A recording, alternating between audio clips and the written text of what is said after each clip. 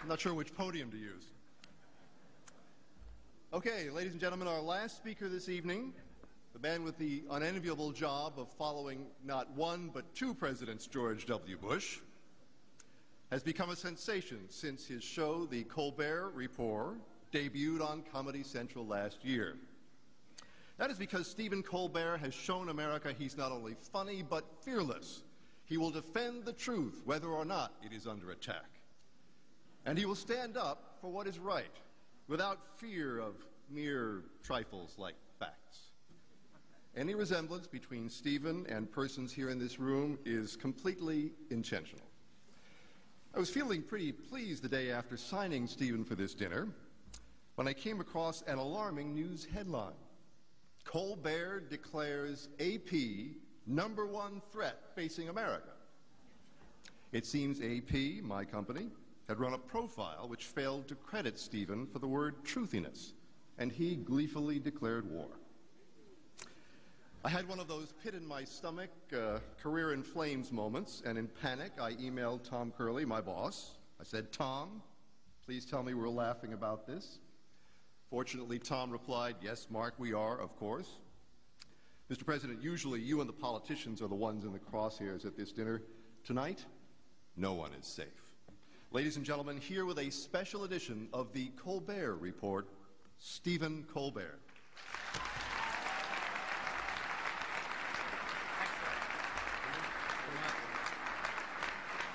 Thank you, ladies and gentlemen.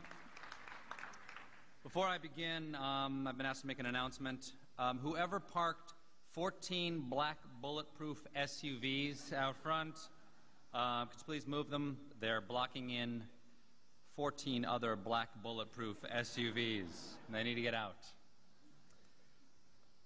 Wow. Wow, what an honor.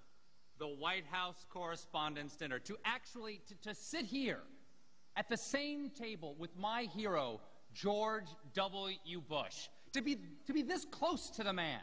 I feel like I'm dreaming. Somebody pinch me. You know what? I'm a pretty sound sleeper. That may not be enough. Somebody shoot me in the face.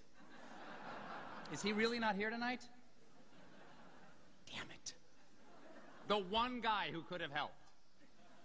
By the way, before I get started, if anybody needs anything else at their tables, just speak slowly and clearly into your table numbers. Someone from the NSA will be right over with a cocktail.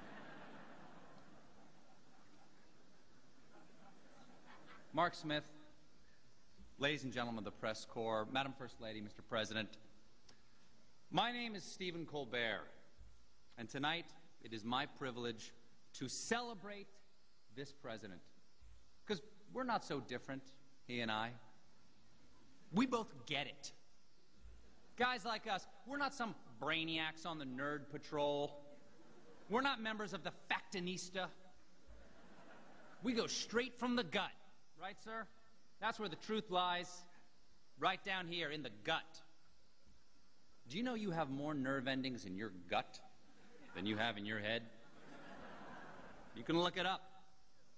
Now I know some of you are going to say I did look it up, and that's not true. That's because you looked it up in a book. Next time, look it up in your gut. I did.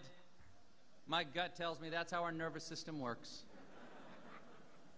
Every night on my show, The Colbert Report, I speak straight from the gut, okay? I give people the truth unfiltered by rational argument. I call it the no-fact zone. Fox News, I hold a copyright on that term.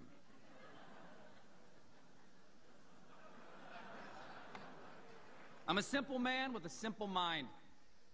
I hold a simple set of beliefs that I live by. Number one, I believe in America. I believe it exists. My gut tells me I live there. I feel that it extends from the Atlantic to the Pacific. And I strongly believe it has 50 states. And I cannot wait to see how the Washington Post spins that one tomorrow. I believe in democracy. I believe democracy is our greatest export, at least until China figures out a way to stamp it out of plastic for 3 cents a unit. As a matter of fact, Ambassador Zhou and Jean, welcome. Your great country makes our happy meals possible.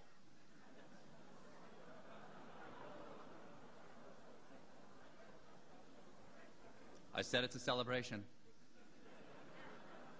I believe the government that governs best is the government that governs least, and by these standards, we have set up a fabulous government in Iraq.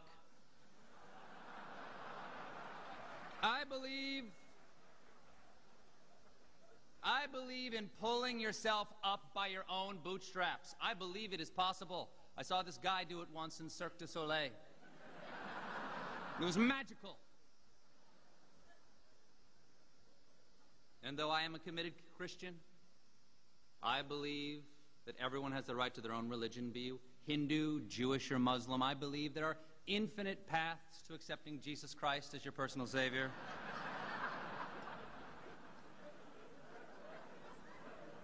Ladies and gentlemen, I believe it's yogurt. But I refuse to believe it's not butter. Most of all, I believe in this president.